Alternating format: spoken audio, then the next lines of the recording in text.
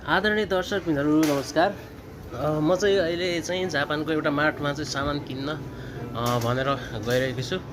यहाँ चाहिँ सामानहरू कतिको सस्तो महँगो छ त्यो पनि यहाँहरूलाई देखाउन चाहन्छु।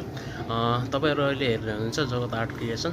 कृपया यो च्यानललाई सब्स्क्राइब गर्नुभएको छैन भने सब्स्क्राइब गरेर सहयोग गरिदिनु होला।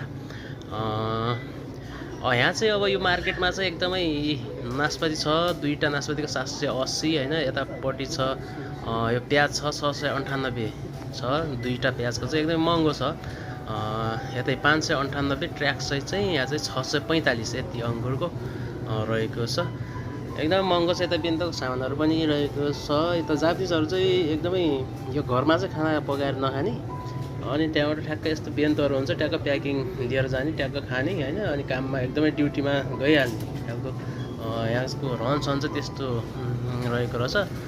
अनि त्यसपछि बाटो चाहिँ खालि त्यही हो। अनि त्यहाँबाट यो 98 298 बेन्तोहरू 598 एकदम महँगो छ जापान हैन। अब ठुलो देश गयो एकदमै कमाउने देशमा टन्न पैसा कमाएला भन्छन् हैन सबैजनाले। तर यहाँको महँगी पनि त्यस्तै छ। आदरणीय साथीहरू दर्शक मित्रहरू यस्तै छ जापानको सम्पूर्ण अब जुनै ठाउँमा भए पनि यस्तै हो क्या जापानको जुन महँगी हैन।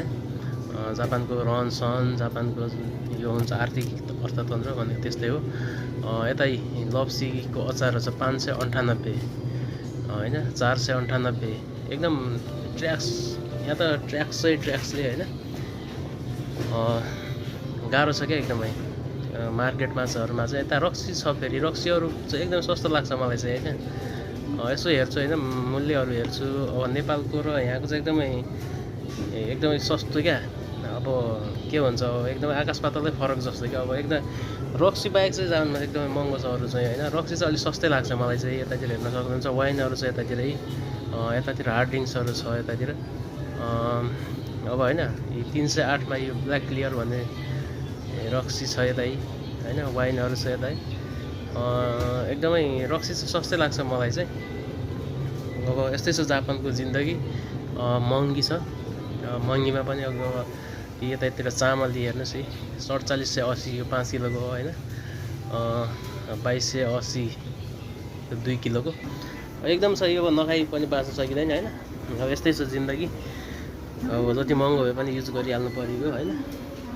त्यस्तै छ जिन्दगी हैन। कहाँदेखि हेर्दै हुनुहुन्छ यो भिडियो कता कुन देशदेखि हेर्दै हुनुहुन्छ एकदमै जुन देशबाट हेर्नु भएको छ एकदमै माया गरिदिनु होला।